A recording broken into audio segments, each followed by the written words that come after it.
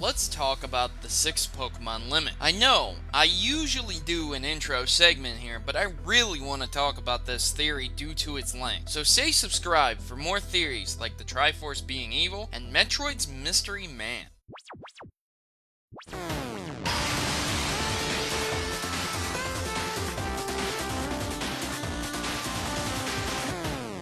Over the years, people have asked me quite a bit about the 6 Pokemon limit, but I always thought the show explained it pretty well. For those who did not see it, the anime episode called Mystery at the Lighthouse contains this. Also, this episode has several things extremely puzzling about it, like Mewtwo being on Bill's stone door, and the giant Dragonite that appears.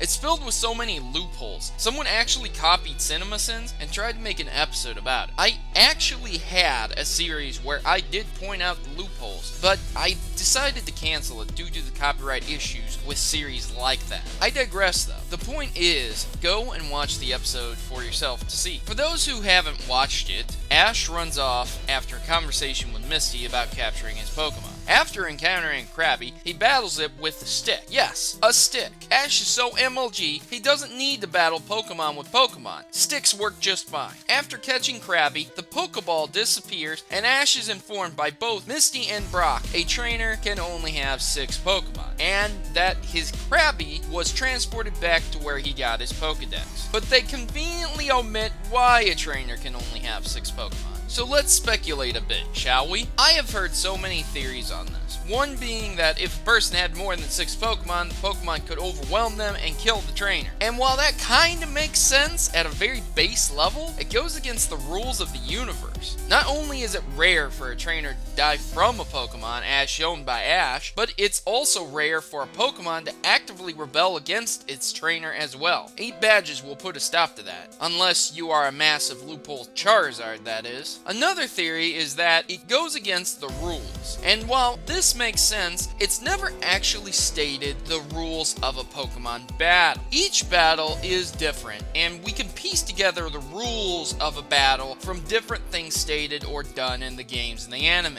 We know that Pokemon battles are only between the Pokemon, and the trainers cannot battle as stated by James in episode 3. In episode 3, Ash also states that only one Pokemon can be used at a time, as per Poke League rules. We know there is no running from a trainer, thanks to the game preventing that. And we know for whatever reason, there is a 6 Pokemon limit. Gym battles are different, and if both trainers agree to the battle, then it is accepted. But Frodo, we know this already. But Frodo, where are you going with this? But Frodo, I can beat you in a battle by totally not hacked Pokemon. Yes, comment section, I'm sure your 30 shiny Arceuses are legit, but I am getting to the truth. Just be patient. What if I told you there is a more depressing and darker theme to why there are only 6 Pokemon at a time? What if I told you that it is a serious conspiracy? And what if I told you that it's probably true, with the evidence to support it? Let's go back to before Pokeballs were made. Referencing a movie, Pokemon were regarded as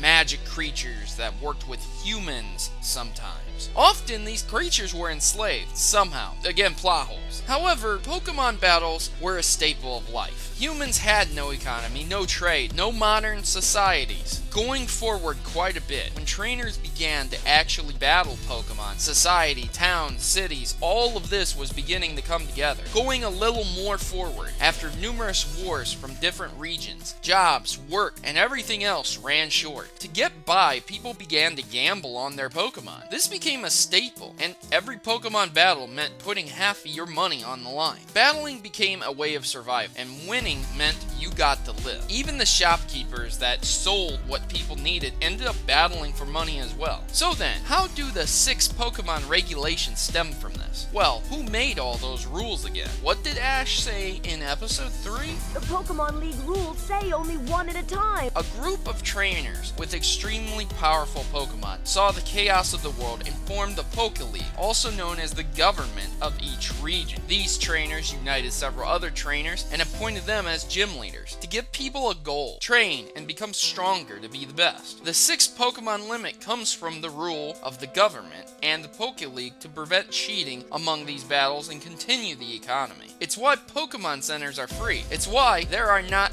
many police, or for that matter, much of anything at all. Because the government supplements these places with its money to keep children and adults battling each other. It not only sustains the economy, but it keeps people from using Pokemon to rise up and destroy. It prevents full-scale wars from occurring once more. The 6 Pokemon limit is just a means to an end, to keep things equal and nothing more. There have been instances where trainers have used more than 6 Pokemon, and once again, that is against the rules. Damien from the anime showed that he had many Pokemon with him, and he was willing to break the rules just to win. So ladies and gentlemen, 6 Pokemon limit is just because life is one big gamble and a big game to the people of the Pokemon world. Today you lose, and tomorrow you're the champion. Thanks for watching. Please remember to like and share my videos where you can. I'll see you next time in another episode of Pokemon Theories. I am Protomario, and I'm signing out. Good gaming, and God bless. Wait, before I go, one last thing though. People have been asking me about the other trainers of Pallet Town, and